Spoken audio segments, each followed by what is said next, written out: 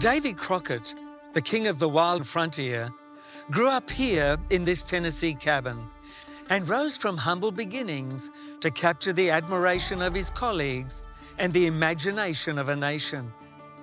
With his rifle, Old Betsy, in hand, he conquered the wilderness, served in Congress, and defended the common man with the same fierce independence his ancestors brought from France. Davy Crockett was a legend who lived larger than life, a crack shot, master storyteller, and fearless adventurer who became the very symbol of the American hero. But it was his final stand that cemented his place in immortality. On March 6, 1836, at a mission station called the Alamo in San Antonio, Texas, Crockett and the other nearly 200 defenders faced General Santa Anna's massive Mexican army. They knew reinforcements wouldn't come. They knew they couldn't win. Yet they took a stand for freedom and fought anyway. Davy Crockett's death at the Alamo transformed him from frontiersman to legend, a testament to his courage and sacrifice. Join me, Gary Kent, as we follow the exploits and heroics of one of America's most famous patriots across the wild frontier.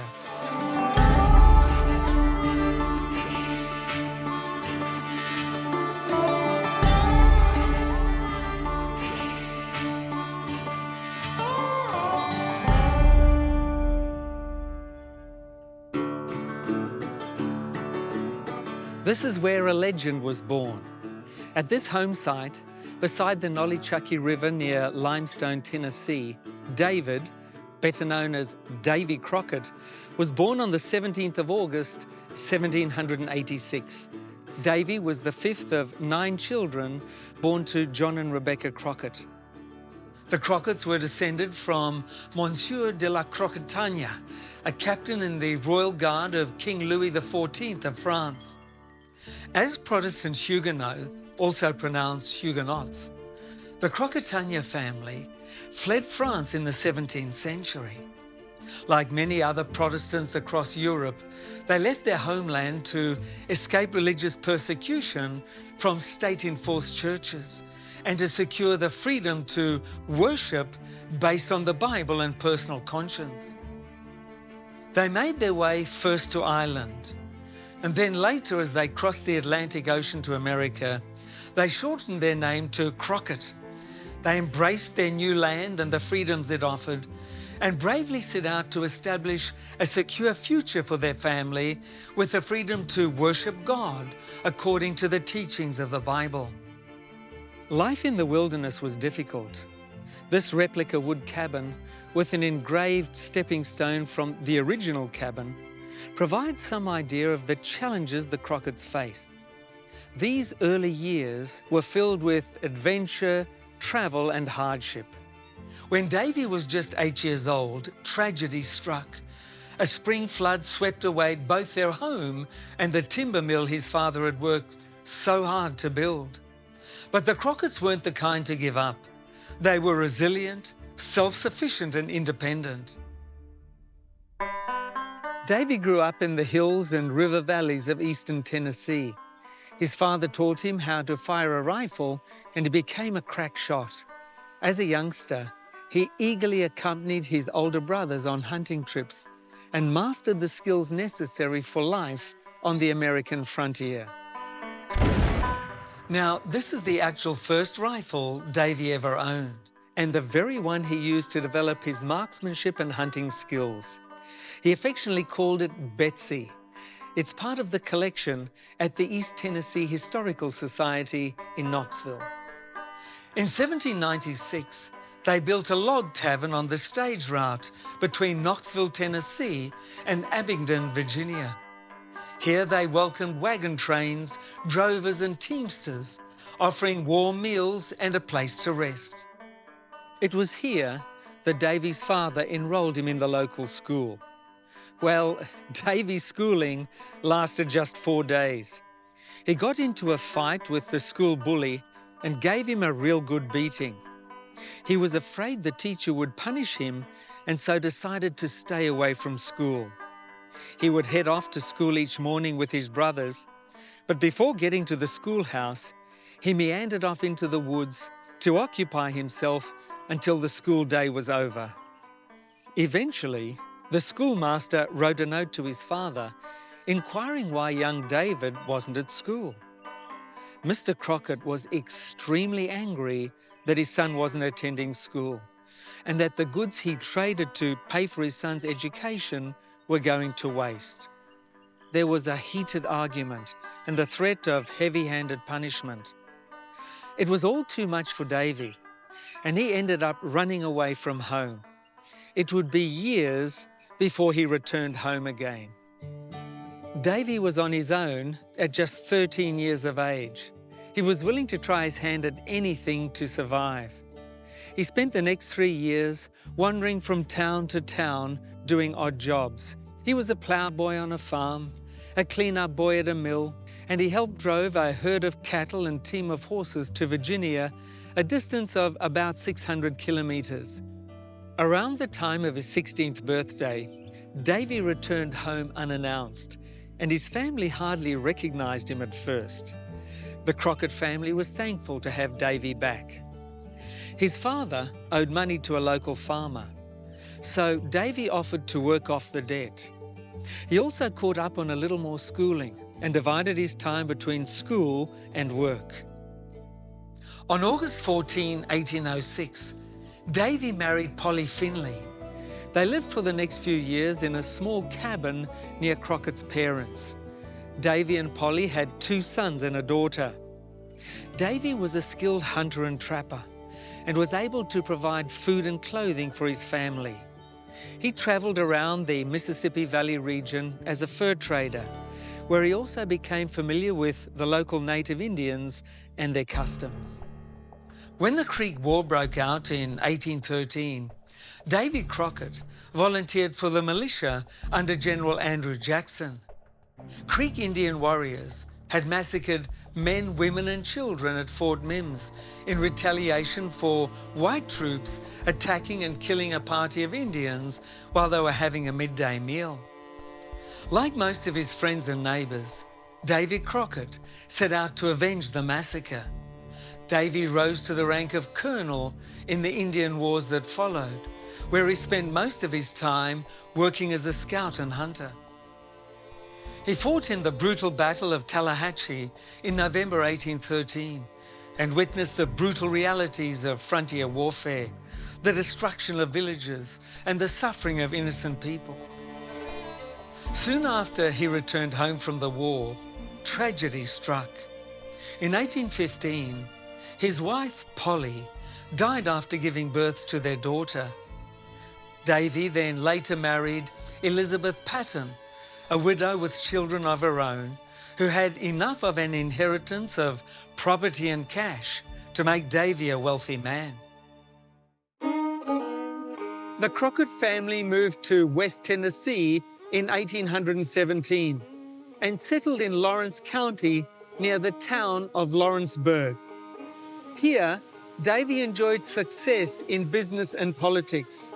Along with the Crockett farm, Davy operated a grist mill, a distillery, owned an iron ore mine, and a gunpowder factory. The Crockett's businesses were located here along the banks of Shoal Creek near the beautiful Crockett Falls, later named in honor of Davy Crockett.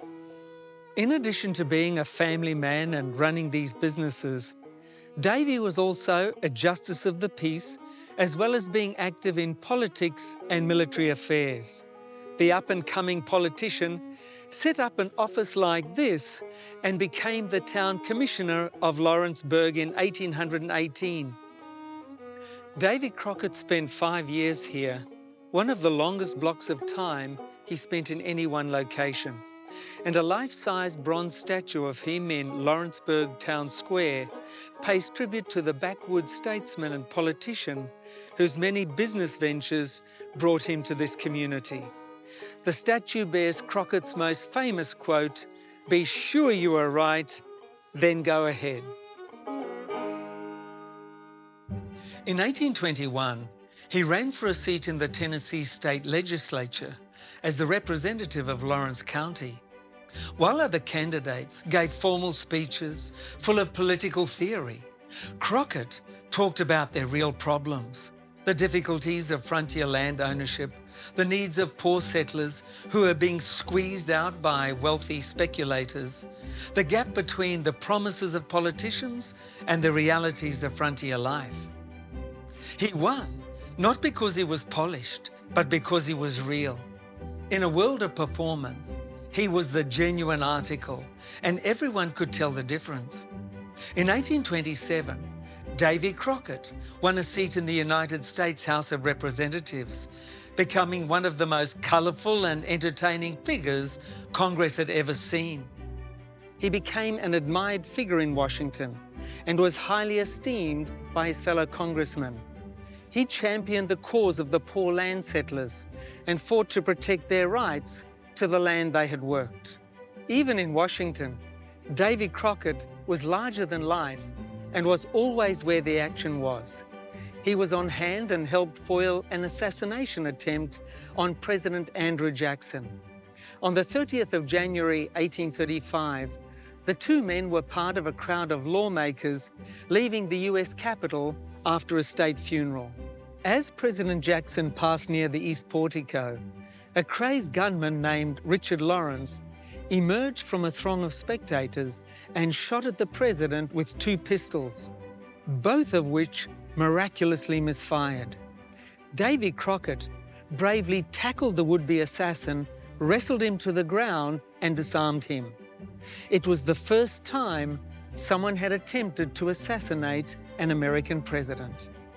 But despite saving the president's life, Crockett had serious disagreements with Andrew Jackson, particularly over the president's Indian Removal Act. Crockett fiercely opposed the president's plan to forcibly remove the Native American tribes from their ancestral lands and relocate them somewhere else. His feud with the president would bring about the end of his political career. Jackson campaigned against Crockett and stood his own candidates against him. In 1835, Crockett narrowly lost his seat in Congress. He was bitterly disappointed and allegedly told his constituents that they could do what they liked, but that he was leaving and going to Texas. And go to Texas he did. With a few followers in tow, he left Tennessee and made his way to Texas and arrived here at the Alamo on the banks of the San Antonio River on the 8th of February, 1836. The Alamo was originally a Spanish Catholic mission fortress built in 1718 called Mission San Antonio de Valero. The mission was part of Spain's strategy to colonize and maintain control over this territory. Spain established 5 missions along the San Antonio River. These missions were far more than just churches. They were communities. Each was a fortified village with its own church, farm and ranch. Here, Catholic missionaries gathered native peoples, converted them to Catholicism, taught them to live as Spaniards, and helped maintain Spanish control over the Texas frontier. Mission San Antonio de Valero, with its stone church, convent, and houses, served as the religious, cultural, and commercial center for the region. In the early 1800s, Spanish troops were stationed here.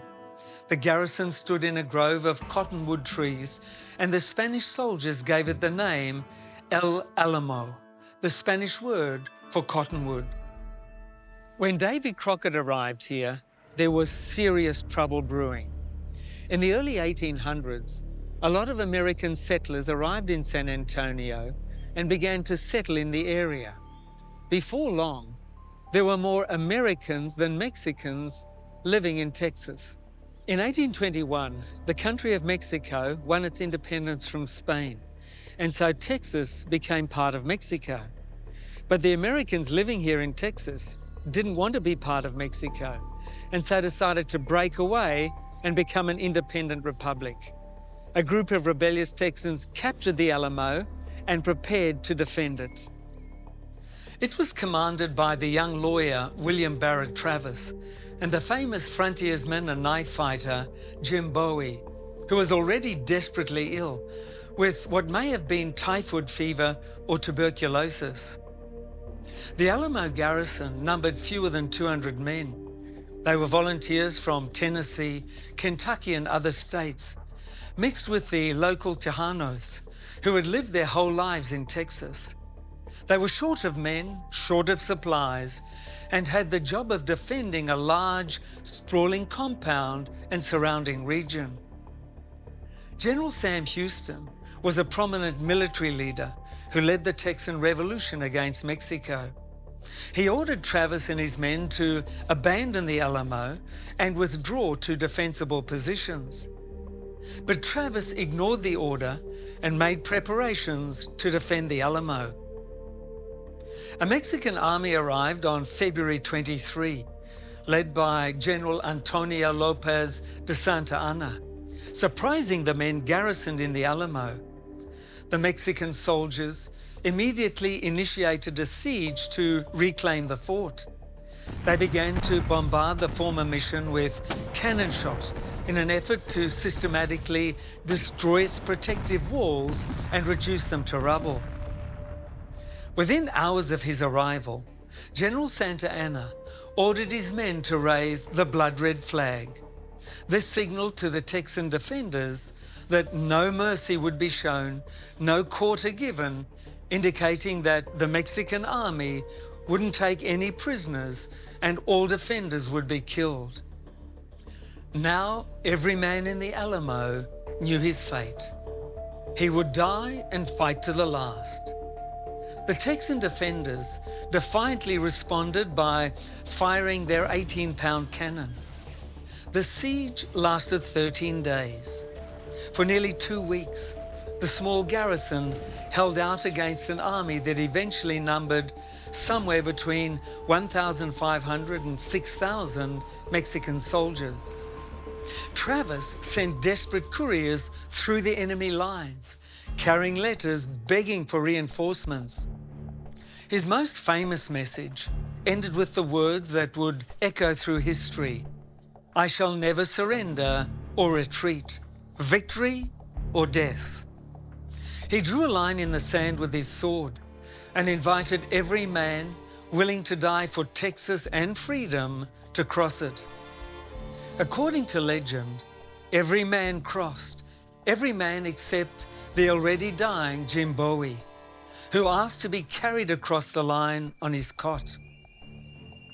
32 volunteers from Gonzales slipped through the Mexican lines to reinforce the garrison, a brave but tragically inadequate response.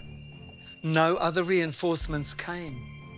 The men in the Alamo were on their own, and they knew it. Then, in the early hours of March 6, 1836, Santa Anna's men launched their final assault. At first, the Texans held them back, successfully beating down 2 waves of attackers. But the numbers were simply overwhelming. Santa Anna's troops kept regrouping, kept coming, until finally they were able to scale the wall. The Alamo defenders fell back deeper into the mission, but it was too late. The Mexicans poured over the walls. What followed was brutal, desperate fighting, hand-to-hand combat that moved from room to room. Some accounts say that when the bullets ran out, Davy Crockett rallied his fellow fighters, swinging their rifles like clubs, refusing to surrender even as the end closed in around them. The Battle of the Alamo lasted just an hour and a half. Every single defender was killed. Within 90 minutes, it was all over. Davy Crockett and every defender was dead. Santa Anna ordered the bodies burned, denying them even the dignity of burial. The Texans may have lost the battle, but their courage became a rallying cry that echoed across Texas. Remember the Alamo. Those 13 days they held out gave General Sam Houston the precious time he needed to build his army. Just weeks later, he led the Texans to victory over General Santa Anna, and Texas won its independence, becoming a republic and eventually joining the United States of America. You know, there's something deeply stirring about someone who stands for what they believe in, no matter what the cost. Davy Crockett did just that. And it's that kind of conviction that changes history and leaves a legacy. Davy Crockett's bravery, his unshakable principles, and his willingness to lay down his life echo the spirit of his spiritual forefathers, the Huguenots or Huguenots, and reach even further back across centuries of men and women who refused to bow to pressure and compromise. Let me take you back further still, all the way to the 1st century, to a band of ordinary men who possessed an extraordinary conviction, men who stood for what they believed, not merely in words, but with their very lives, the original apostles. These were not soldiers trained for battle, not philosophers debating safely from a distance. They were fishermen, tax collectors and tradesmen, and they would not compromise, not even when compromise meant survival. Peter was crucified upside down, declaring himself unworthy to die in the same manner as his Lord. James was beheaded by order of King Herod. Andrew was bound to an egg-shaped cross, and rather than cry out in despair, preached the gospel to crowds that gathered around him for 2 full days, until finally death silenced him. Thomas carried the message all the way to India, where he was run through with a spear.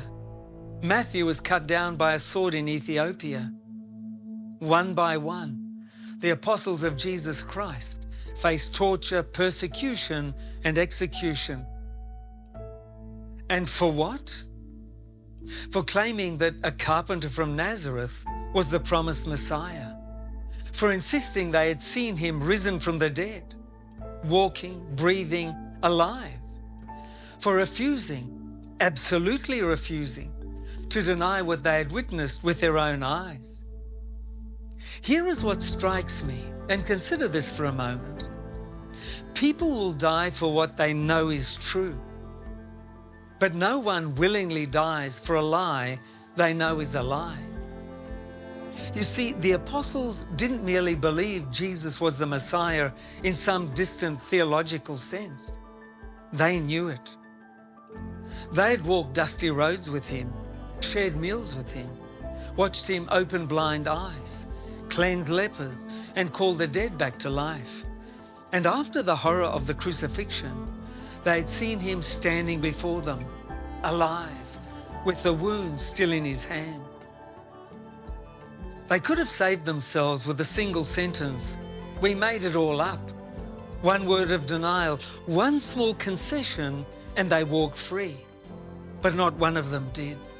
They stood, as one writer put it, true as the needle to the pole, unwavering, unbroken, immovable in their testimony, because what they had seen was real, and they knew it. Their conviction didn't just change their own lives, it turned the entire world upside down. Which brings me to a question I cannot shake, and one I suspect you cannot either.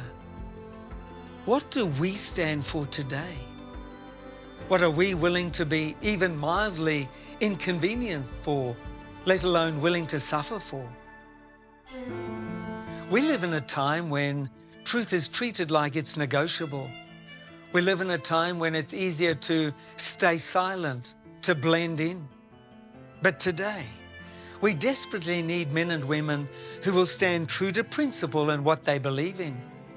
We need people who won't be bought or sold, people who in their innermost souls are true and honest, people who stand for principle and truth, people whose conscience is as true to duty as the needle to the pole. The apostles stood for the truth of the gospel because they knew Jesus was real. Davy Crockett stood at the Alamo because he believed freedom was worth dying for. Both left legacies that still inspire us today. not because they were perfect, but because they were faithful. And that faithfulness still reaches across time and stirs something in us even now. What will your legacy be? You may never face martyrdom. You may never stand on a literal battlefield. But every single day, you face smaller battlefields, moments when you must choose between convenience and conviction, between fitting in and standing firm. Let's encourage each other. Stand true, stand firm, stand for what is right, even when, especially when, it costs you something. Because when you do, you are not only living your own life, you are writing something into history. You are leaving a legacy that will echo through the generations that come after you, pointing them toward the truth that alone has the power to set us free. Remember the Alamo, remember the apostles, and remember this above all. Courage is not the absence of fear. Courage is looking fear in the eye and doing what is right anyway. If you found yourself thinking about the kind of legacy you want to leave behind, one that truly transforms the lives of the people you love most, your family, your friends, and the generations that follow, then I'd like to recommend the free gift we have for all our incredible journey viewers today. It's the booklet, Keys to Leaving a Lasting Legacy. This booklet is our gift to you and is absolutely free. I guarantee there are no costs or obligations whatsoever. So make the most of this wonderful opportunity to receive your free gift today. Phone or text 0436 333 555 in Australia or 020 422 2042 in New Zealand or 770 800 0266 in the United States, or visit our website tij.tv, or simply scan the QR code on your screen and we'll send you today's free offer totally free of charge and with no obligation. You can also write to us at the addresses on your screen or email us at info@tij.tv. Don't delay, call or text us now. If you've enjoyed travelling with us to the wild frontier alongside Davy Crockett all the way to the Alamo, and if our reflections on legacy have stirred something in your heart about what it means to leave your mark on the world, then be sure to join us again next week when we will share another of life's journeys together.